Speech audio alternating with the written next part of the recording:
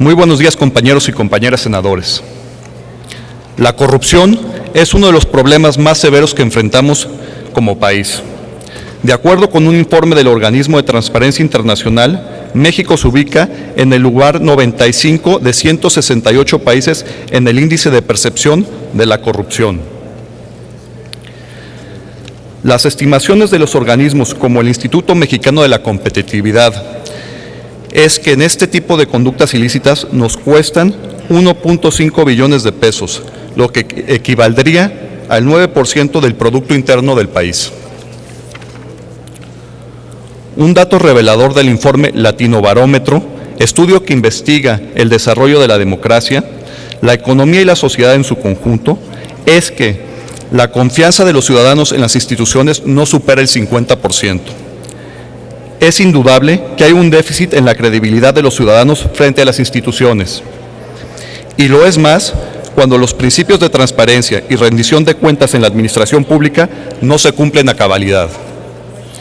Lo anterior lo comento porque son públicos los casos que involucran a servidores públicos de los diversos órdenes de gobierno que faltan a sus funciones de conducirse con estricto apego a los principios de legalidad, honradez, lealtad, imparcialidad y eficiencia en el uso de recursos públicos.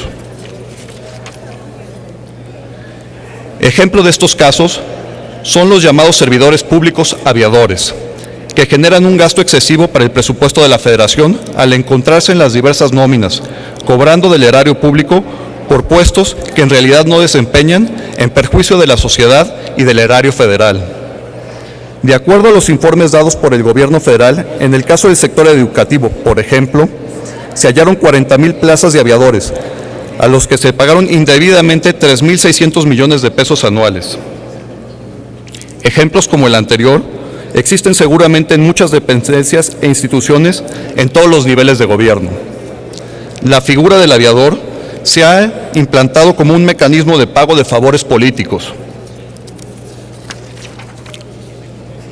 Por ello, es necesario no solo se contemplen sanciones administrativas que castiguen este tipo de corrupción, sino establecer una estricta regulación penal que permita su eficacia en el combate contra los servidores públicos que abusan de su autoridad para desviar estos recursos. Actualmente, el Código Penal Federal contempla sanciones de este tipo de conductas. Sin embargo, dadas las consecutivas noticias de aviadores en las nóminas gubernamentales, todo indica que no ha sido suficiente para frenar este tipo de corrupción. Por ello, compañeras y compañeros senadores, propongo esta soberanía elevar las penas previstas en la legislación federal, a efecto de tener una ley con un castigo más ejemplar contra quienes, en uso de sus facultades, le confieren el cargo público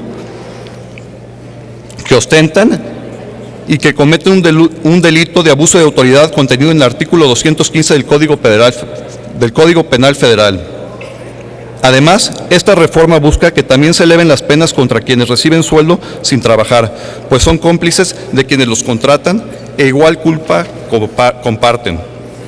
Amigas y amigos, debemos de ser más severos contra el abuso de la autoridad en el tema de los aviadores. Debemos evitar que se paguen favores políticos con este tipo de mecanismos ilegales de saqueo a los recursos de la nación. En los últimos meses, las finanzas públicas del país registran retos importantes ante circunstancias internas y externas. Sigamos empujando para que los recursos públicos se ejerzan con total transparencia y eficacia. Como diría el escritor peruano Javier Díaz Canseco, necesitamos una nación donde la corrupción no sea una forma consentida de gobernar. Por su atención, muchas gracias.